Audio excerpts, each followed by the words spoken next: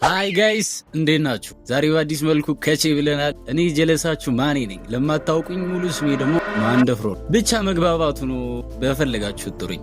ደግሞ እዛችን ላይክ ነው እንዳረሱ ላይክ አድርጉ። የዛሬው ቪዲዮአችን ስለ ሊቢያው መሐመድ ጋዳፊ ነው። እስኪ ስለሱ እንጫወት።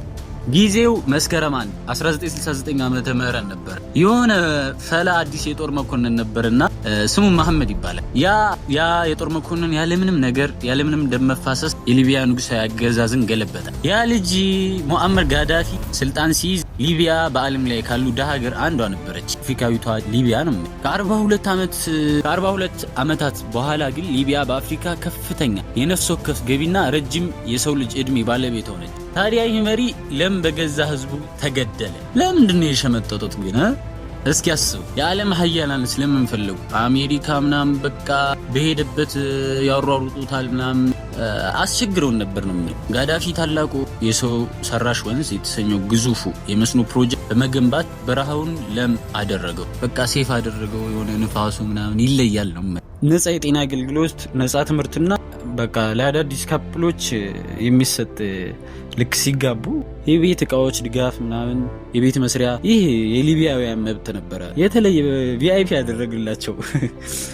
ነገር ግን ይህ ስኬት ከባድ ዋጋ ነበረው። በሀገሪቱ ተቃውሞ አይታሰብም። የጋዳፊ ቃል ብቸኛው ህግ ነበረ። ብቻውን ነው የሚሾመው፣ ብቻውን ነው የሚሽረው፣ እንደፈለገ ነው በቃ። ብዙዎች ጋዳፊ የተገደለው ሰብአዊ መብት ጥሰት ነው ይላሉ። ነገር ግን ከትዕይንቱ በስተጀርባ ሌላ እውነት አለ። በቃ በድብቅ የሰሩት ሿሿ ነገር አለ ልበልህ። ጋዳፊ የአፍሪካ ሀገራት የራሳቸው የወርቅ መገበያ ገንዘብ ዲናር እንዲያወጡና ዘይትን በዶላር መሸጥ እንዲያቆሙ ይወተውት ነበር። ይህ ደግሞ ለምዕራባውያን የኢኮኖሚ የበላይነት ትልቅ ስጋት ነው። በቃ አፍሪካውያን ነቃ እያሉ ነው ማለት ነው። ጊዜው እንደ አውሮፓውያን አቆጣጠር በ2011 የአረብ የጸደይ አብዮት ሊቢያ ደረሳት። ጣወጡት። በኔቶ ድጋፍ የታገዘው አማጺ ኃይል የጋዳፊን አገዛዝ መታ። የሌለ በቃ ገፉት። ጥቅምት 20 ቀን 2011 ዓመተ ምህረት የአፍሪካ ንጉሰ ነገስታት ነኝ ይል ነበር። ጥቅምት 20 ቀን ነበር 2011 ዓመተ ምህረት የአፍሪካ ንጉሰ ነገስት ነኝ ይል የነበረው መሪ በሲርት ከተማ ውስጥ በአሰቃቂ ሁኔታ ተገደለ። ያኔ መሰለ በቃ መሪ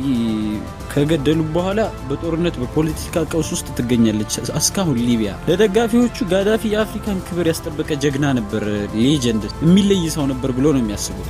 ተቃዋሚዎቹ ደግሞ መጣጭ፣ አምባገነን፣ በጣም አረመኔ ሰው ነበረ። ታሪክ ግን አንድ ጥያቄ ይጠይቃል። ዓለም ጋዳፊን የገደለችው ህዝቡ ነፃ ለማውጣት ነው ወይስ ጥቅሟን ለማስጠበቅ? ይሄ ነገር ግን በጣም ያወዛግባል አይደል?